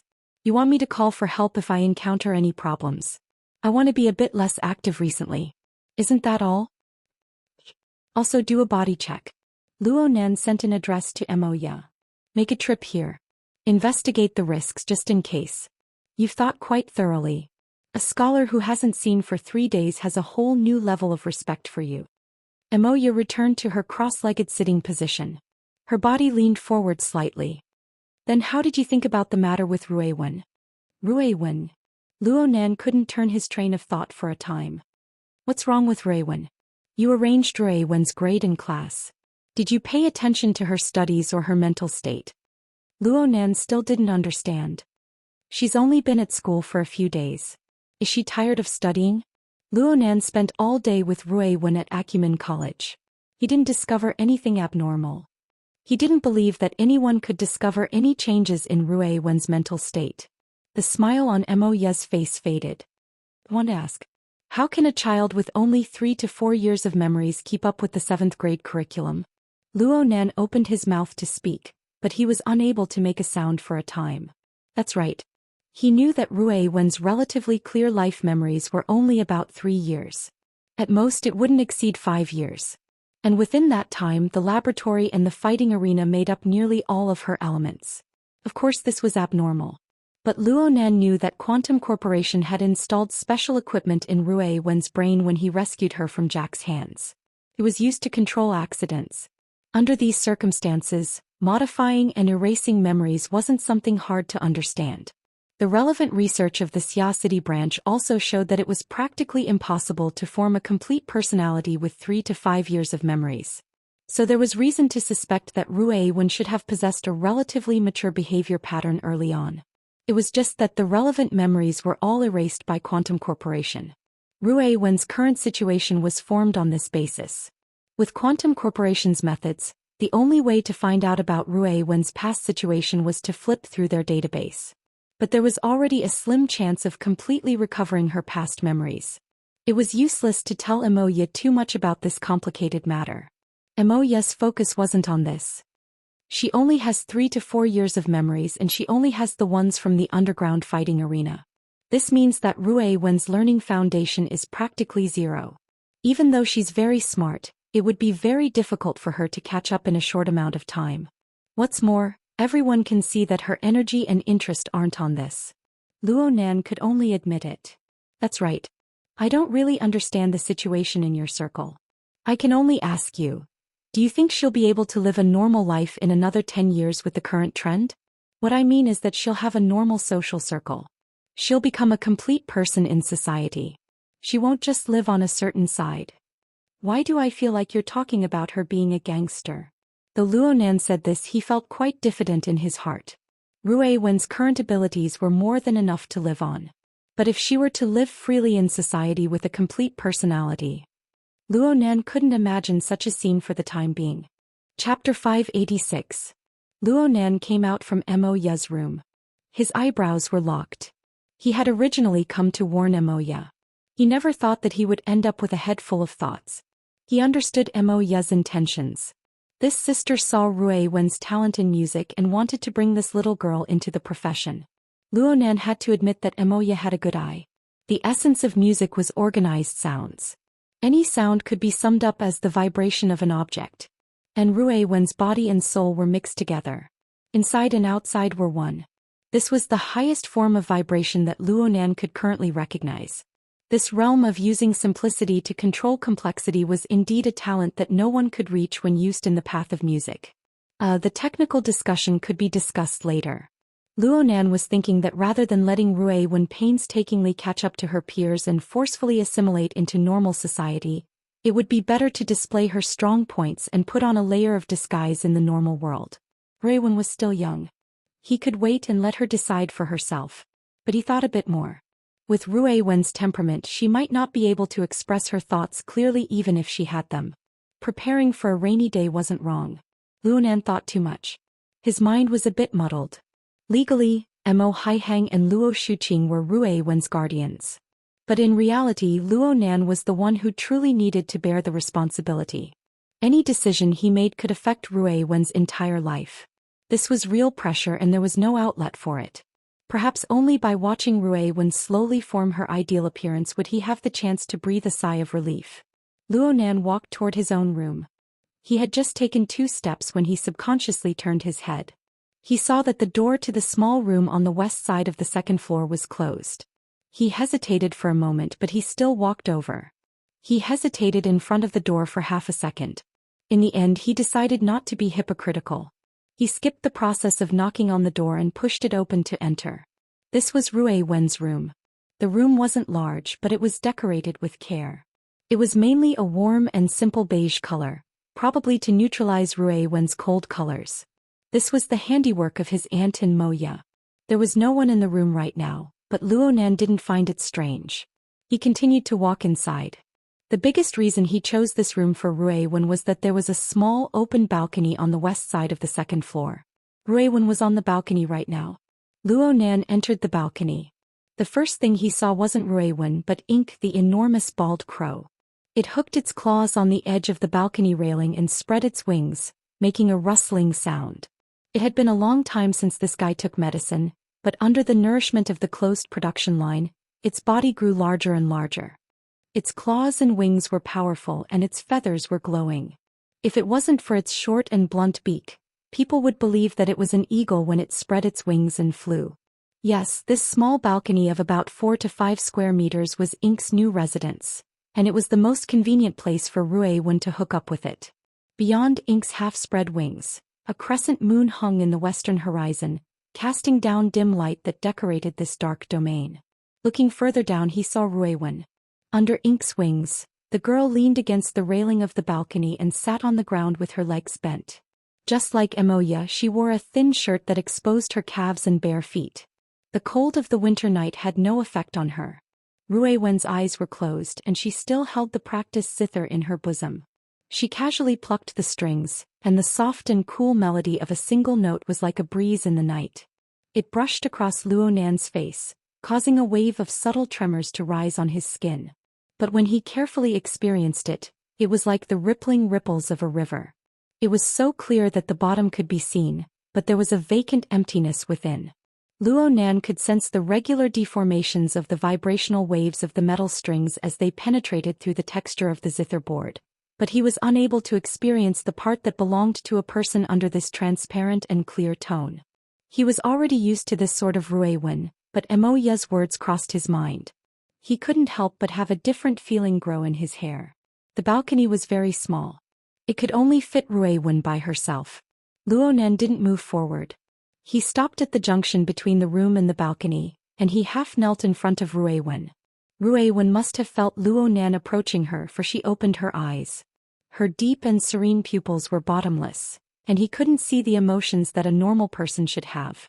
It was just like the sound of the zither flowing under her fingers. Luo Nan was a bit dazed when he saw these eyes. Right now Ruiwen was like the silent curtain of night outside the balcony. She was perfect like a painting, but she had completely blended into the background. There wasn't a single vivid focus. Her thoughts, hobbies, inclinations, ideals, and even her selfish desires were all buried beneath these dark pupils. Or perhaps there was simply nothing beneath them. What could be assembled from 3 or 4 years of memories? Not even a bit of it was forgotten. The underground fighting arena. The laboratory. Death. Luo Nan didn't want to think any deeper. The matter was far from being as simple as it was when he first made his decision. Perhaps Ruiwen's way of surviving in society had never been a difficult problem. It was how to let her live a high quality of life. Just like all parents hoped, to let their children live freely, happily, and with dignity. This was the crux of the problem. But could the Ruiwen before his eyes really do it? If she couldn't, then how should he adjust? Luo Nan was really a bit stupefied. He was in a daze and Ruiwen just looked at him like this. Her fingers were still plucking the strings, but it was a subconscious action. Right now Ruiwen was like a robot doll waiting to be inputted with commands. That? Luo Nan spoke half a sentence and his mind became even more stuffy. His originally unformed words were completely blocked up. The void vibrated during his moment of stupor. The minute signs were like the sound of thunder from the distant sea and sky. It was very hard for ordinary people to hear, but it transmitted information from the restless lagoon. This was someone's summons telling Luo Nan that he had arrived. Hurry up and fulfill the contract. The plucking stopped. Of course Ruiwen could feel the vibrations in the void. She had gotten used to it over the past few days, so she put down the guitar and made preparations for her next move. Ink felt the change in the atmosphere and spread its wings to fly up. The scene in the curtain of night turned from stillness to stillness, and Ruiwen turned from a doll to a soldier on standby. She was no longer in a daze. But was this the state that a girl should be in? Then again, what should a normal girl know a normal state be like for someone of the same age? It seemed that Luo Nan himself didn't have a set of rules. Luo Nan really couldn't think of what to do next. He got up in a bit of a sorry state. Yeah. Let's finish tonight's practice first. Ruiwen nodded slightly. Her figure turned incorporeal, and she merged into the depths of the curtain of night right before Luo Nan's eyes. Luonan was stupefied for a few seconds before he picked up the guitar that Ruiwen had tossed onto the balcony.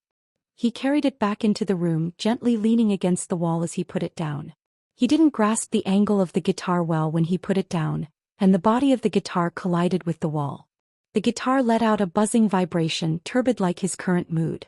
Half a minute later, Luonan lay on the bed in his room. He closed his eyes and his terrible mood slowly settled down. What replaced it was a clarity and calmness that gradually approached instinct. Luonan's mind broke through the cage, piercing through the turbid mental region of the public. He entered the lagoon, a similarly chaotic and even more berserk domain. In the lagoon, the power structure that came from Ghost Eye was like a shining lighthouse amidst a violent storm. It marked the position and depth of extraordinaries, and it issued a provocation to Luonan. Come, come, come.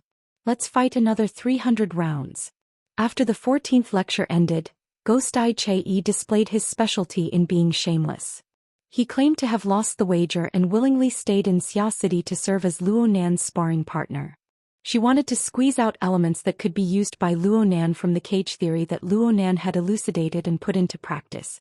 She wanted to improve her own foundation and seek a new breakthrough. This was the judgment of Her Majesty Empress Wu.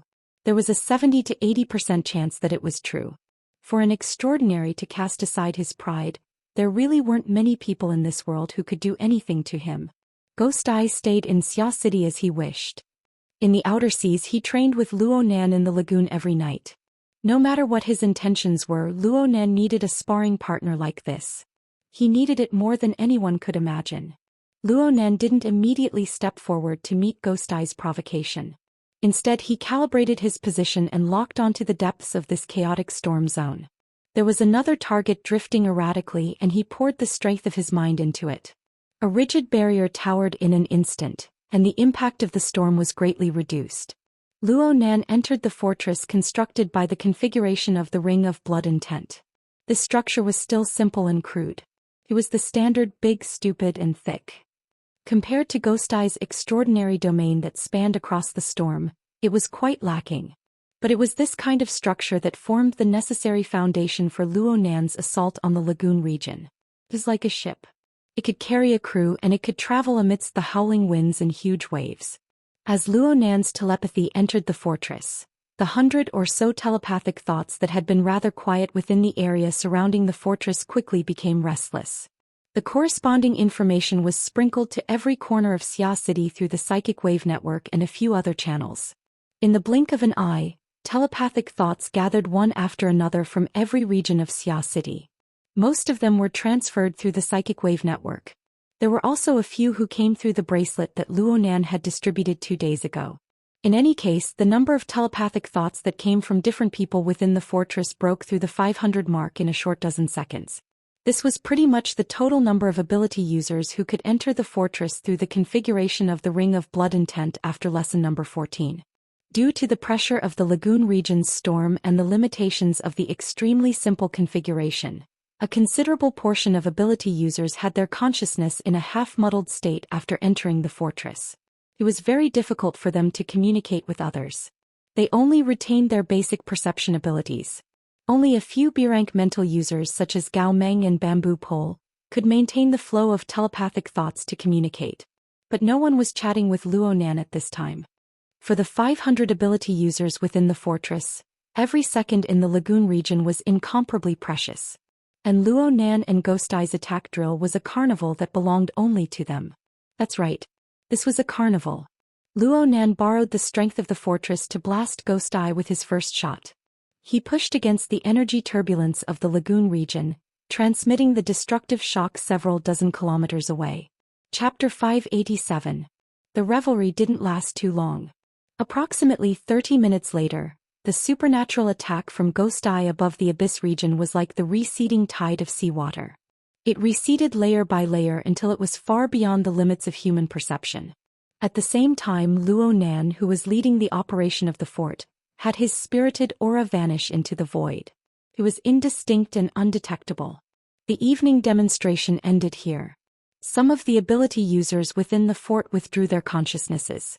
Some wanted to stay for a while longer. It was fine even if they just wanted to experience the feeling of the abyss region. As for the latter, they only needed around 100 people to barely support the fort. If they had less than this number, they could only go back to their homes and find their own mothers. Speaking of which, the standard of 100 people was nothing. For the ability users who were fortunate enough to participate in this matter, most of them were able to experience the magnificence of the Abyss region in advance with a C-rank standard. They could ponder over the marvels of their own domain. Such a good thing was something they didn't even dare to dream of 5 days ago. It was only within the boundaries of Xia City that Teacher Luo was keeping watch. It was only because of the incomparably marvelous ring of blood that they were able to construct this fort. That they had this opportunity. At this very moment, the ability users of the Xia City branch, of course, were the lucky ones who participated in number 14 Luonan's lecture. They were the targets of envy, jealousy, and gnashing of teeth from the entire world. Just this sense of superiority was enough to bestow them with powerful motivation. Even though Luonan's bracelet had yet to be popularized, the cost of using the SVIP model of the Psychic Wave Network was not cheap. The ability users of Xia City still relied on their surging enthusiasm to continue the operation of the fort until the latter half of the night. Only when most people were exhausted of energy and were forcefully kicked out of the Psychic Wave Network did the fort stop. Early in the morning, the cold air and the morning mist of the seaside mingled together and swept through the city. The neon lights of the business district still illuminated the city's sky. A certain person who persisted to the end left a message on the forums of headquarters. I pulled an all-nighter in the fort again. I'm so tired. Then he fell into a sweet dream amidst the howls of Xianxia that filled the mountains and plains. He had no reaction to the sound of cars that gradually grew denser outside the window. A commercial vehicle that had been parked in the residential district for half the night started up and slowly drove out. The car itself was very ordinary, but the interior of the car was completely modified according to the layout of a high-end business car. Other than the driver's seat in the front, the middle and rear parts were completely open, with only 2 seats side by side, suitable for sitting or lying. The main color of the carriage was dark red. Most people were not used to this color, but the 2 people in the carriage were already used to this environment. Lu wore a suit with her legs together as she sat on the right seat, looking like a white-collared office worker. Her amber glasses couldn't conceal her beauty, but it changed her temperament a little. She operated the car's audiovisual system to display the updated electronic chart and said softly, "We've already conducted 2 rounds of observation on the targets recommended by Multifaceted. From the looks of it, he was indeed able to enter the abyss and carry out his consciousness activities. But the range is very limited, just like the devout believers of the Order who have received the installation of the Sanguine Flame's willpower, they have ascended for a short period of time." Madame Halder gave the final answer. After a month, the leader of the Sanguine Order had once again set foot in the territory of Xia City. Right now she was sitting on the left-hand side of the seat. Her face was expressionless, but she stuck out her pinky out of habit. Her blood-red fingernail lightly scratched the old wound on her cheek, feeling the slight itch and pain. Lu blinked her eyes behind her glasses. Even though Madame Halder was the first to blate him, what she said just now was a bit out of line. She lacked reverence for the Sanguine Flame's willpower. She was too close to the control faction. However, Lu didn't say anything. She continued to analyze the information, corroborating with Madame Halder's opinion. The car drove out of the residential district and followed the flow of traffic through the city of Xia City. Approximately 10 minutes later, in between reports, Lu looked out the window and said softly, "The central station is up ahead." Madame Halder also shot a glance out the window. She didn't say anything, but she took over the control of the audiovisual system. She cut off the chart and replaced it with an image from the surveillance system of Xia City. The date was the night of the 14th of this month. The image had already been processed to mark out a special existence within the flow of people. Actually, even without the marking, Madame Halder and Lu could quickly identify the target. They were all too familiar with the figures back, including the clothes. Lu promptly switched to the main topic. "We're still checking the surveillance system of the station, but the target should be avoiding the cameras on purpose. We haven't found any valuable clues for now." She stumbled a bit, but in the end she still chose the neutral word target. Madame Halder didn't open her mouth from beginning to end. She just replayed the surveillance image over and over, all the way until the car passed through the city and arrived at a shipyard on the eastern coast of Xia City. This shipyard was the property of Xia City's City Defense Army. There was a sentry every few steps.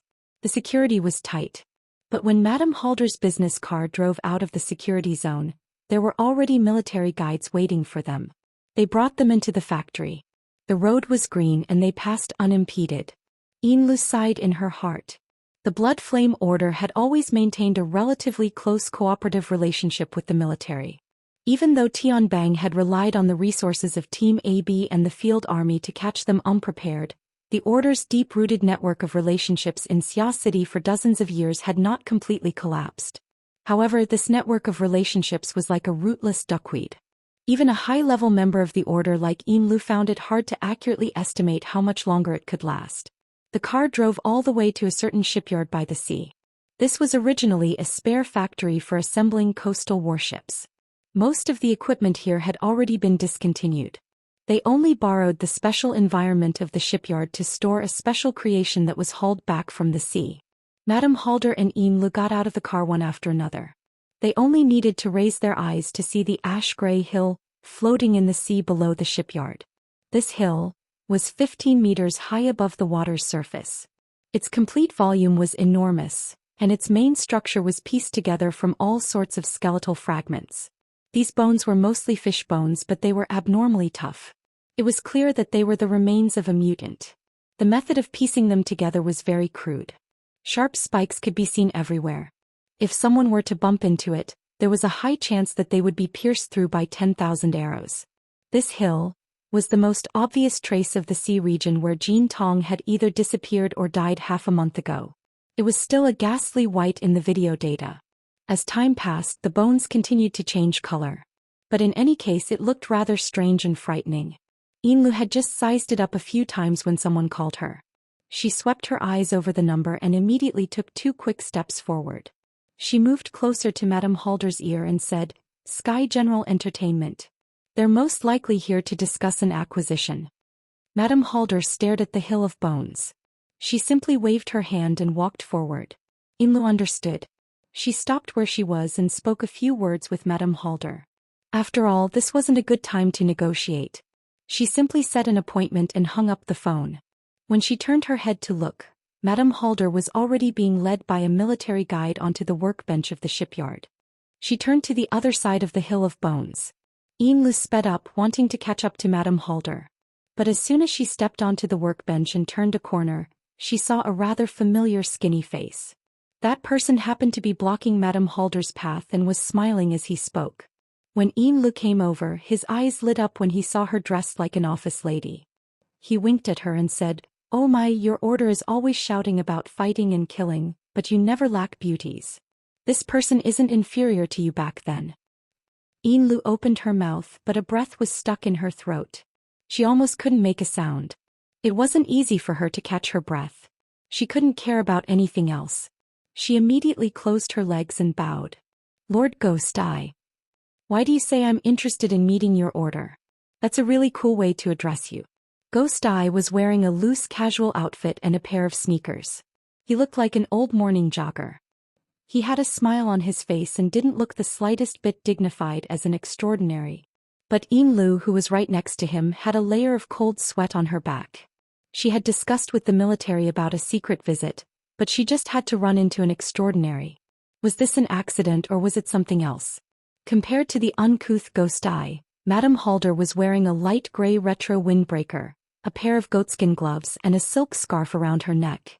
She looked like a strong woman inspecting her own business, and she was indeed calm. "Brother Che, you worked hard last night and came ashore early in the morning. Why are you here?" "Oh my, are you trying to make me do my best?" Ghost Eye was still as uncouth as ever. He laughed and said, "I'm just joking. I'm just joking. Actually, I've been restraining myself lately. It's just that my neck has been cold. It's not very comfortable, so I decided to take advantage of the fresh air in the morning and go for a stroll. You don't believe me? If you don't believe me, you can come over and touch it." Ghost Eye's words were already quite unreliable, but Madame Halder actually took off her goatskin gloves and touched Ghost Eye's neck. She had a faint smile on her face. "Your skin is warm. You don't feel too cold, or perhaps your meridians are blocked. Ghost Eye snorted. You're a Western woman with a high nose and deep eyes. Why are you talking to me about meridians? It's not that kind of feeling. It's like a blade being pressed against the back of my head. It's cold and sinister. It's not as comfortable as your little hand. Madame Halder ignored Ghost Eye's last words. She withdrew her hand and put on her gloves once more. She played down the situation and said, a blade pressed against the back of my neck. A murderous aura. Xia City has a free sparring partner like you. It's simply a business without any capital. Is there anyone who's dissatisfied with you?